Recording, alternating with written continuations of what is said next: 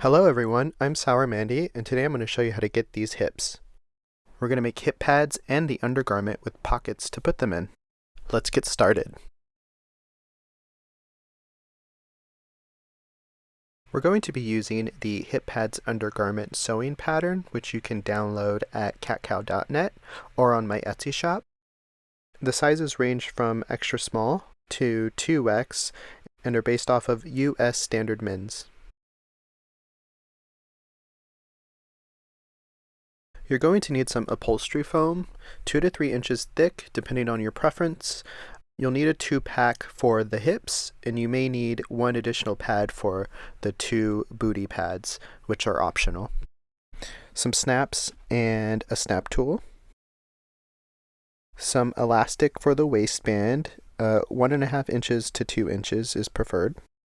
Some fabric scissors. And a nice to have is an electric knife. You're also going to need some fusible medium to lightweight interfacing, as well as 4-way stretch fabric. I like to use a Miliskin matte nude fabric. It has a nice stretch to it. It slides on the body very easily, and it doesn't get caught on other fabrics.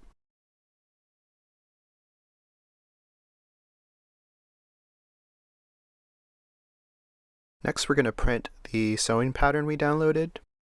For detailed instructions on how to print and assemble one of my sewing patterns, please check out this other video I have linked at the top. Essentially, we're just going to tape all the pages together and then start to cut out our pattern pieces.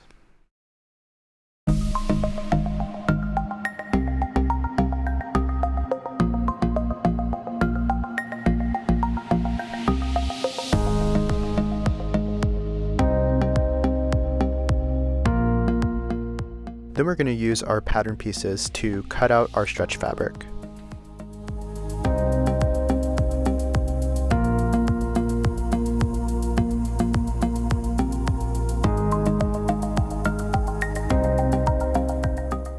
When you're finished cutting your fabric, you should be left with 2 leg pieces, 2 top pocket pieces, 2 bottom pocket pieces, and a folded waistband.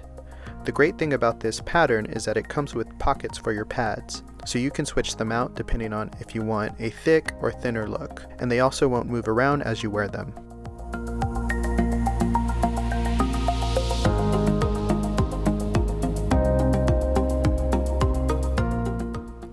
Next, we're going to mark the wrong side of each leg piece with the pocket placement guide. The pattern has this outline for the pocket placement, so you just want to trace your size, and then we're going to use a tool to sort of poke holes along that guide.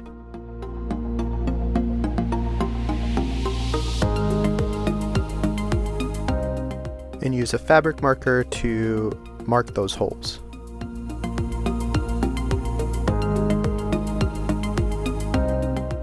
You can barely see the marks on camera, but here you can see where the pocket will be placed.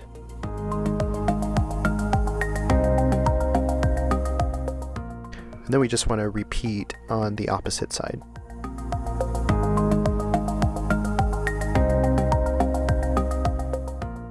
Next, we're going to cut the interfacing. The sewing pattern comes with 1 interfacing strip, and we're just going to cut 4 pieces out.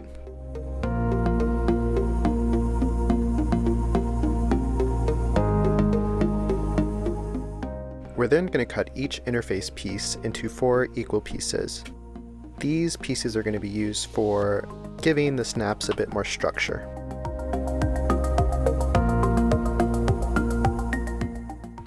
We're then going to place the interfacing strips along the top and bottom edges of the wrong side of the pocket pieces. And these are going to be ironed on with the sticky side facing down. You can see this is where we're going to place our snaps, and they're cut up because we still want them to stretch as we stuff them with a bunch of padding. Once you've ironed on the interfacing, we're going to fold over these edges And then we're going to pin down those edges and repeat for the opposite side.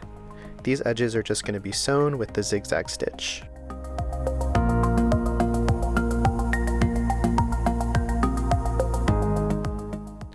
Once those are stitched, we're going to install 4 snaps evenly across each edge for the top and bottom pockets. It's best to follow the instructions of your snap tool. They may be different, but basically you have a male and female snap and you just want to install those as instructed.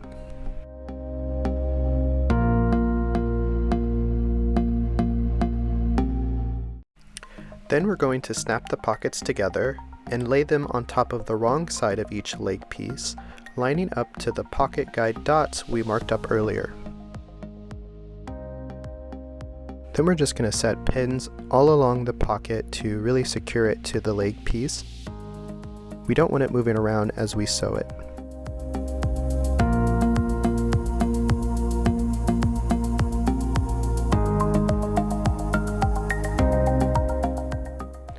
Then sew around the edge of each pocket with a zigzag stitch, going over at least twice to secure the stitch to the leg pieces.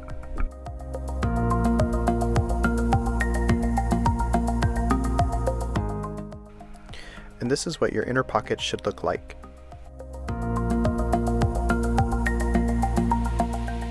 You then want to stack the 2 leg pieces together, right sides facing each other, and sew along the back and front crotch areas with a zigzag stitch or a serger. Once those are stitched, you're going to want to flip the garment over and sew along the inseam with another zigzag stitch, or you can serge it. For the waistband, you want to keep it folded, then sew or serge the ends closed, creating a loop, and repeat for the elastic. Make sure the elastic is 2 to 4 inches shorter than the total waistband length. Or you can wrap the stretched elastic around your waist and cut it down to wherever it feels comfortable. You definitely don't want it too tight around your waist. You then want to create small notches divided equally across the waistband and elastic by snipping the corners on the folded edges. You should end up with a center seam and 3 equal distant notches.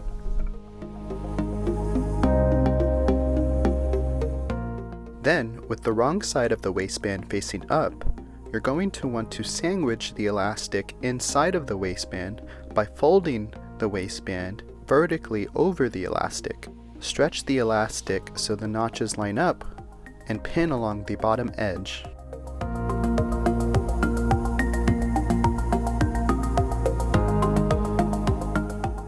Then we're going to sew along the bottom edge of the elastic with a zigzag stitch.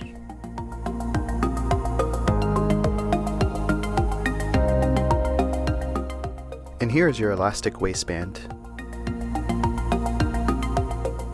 Flip the undergarment inside out.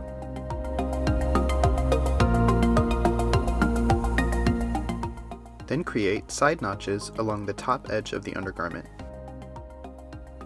Line up the center back seam of the undergarment to the center back seam of the waistband. Then pin the upside down waistband to the top edge of the undergarment, right sides facing each other, making sure the notches meet.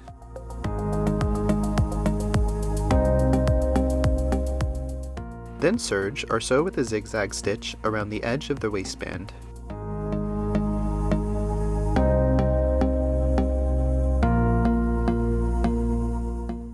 Lastly, we want to hem the leg holes of the undergarment with a zigzag stitch.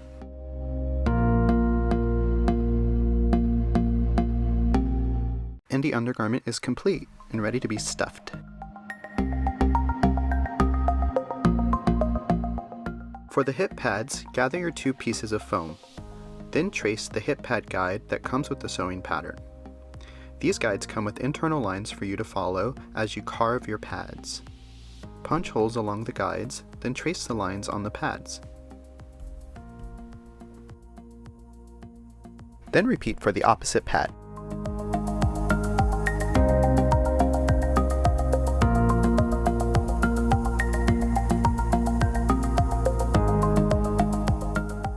Now it's time to carve them out. I like to first use an electric knife to carve at an angle. The two inner circles should be the highest points of the hips and butt, and you want to carve down around those points.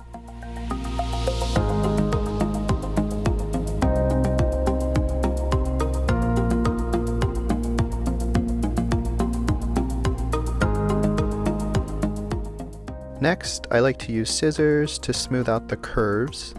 This is the messiest part of the process, but take your time. You then want to make sure both pads are equal in shape.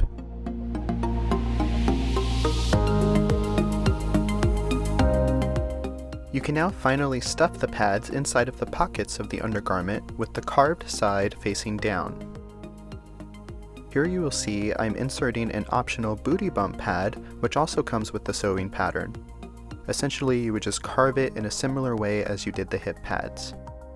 I personally like a more exaggerated booty look, so this is up to you if you want to include it or not. Now you can try them on. You definitely want to layer them underneath at least 2 pairs of tights to help smooth them out.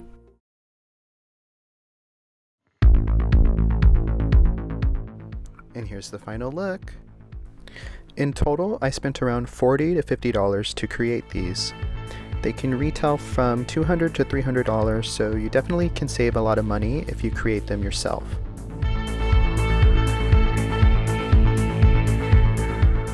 I'm going to link the final price list and all of the items used in the description box below. If you decide to create these, please tag @Katkow or @I'mSourMandy, and please like and subscribe. Thank you so much for watching this video. Bye everyone.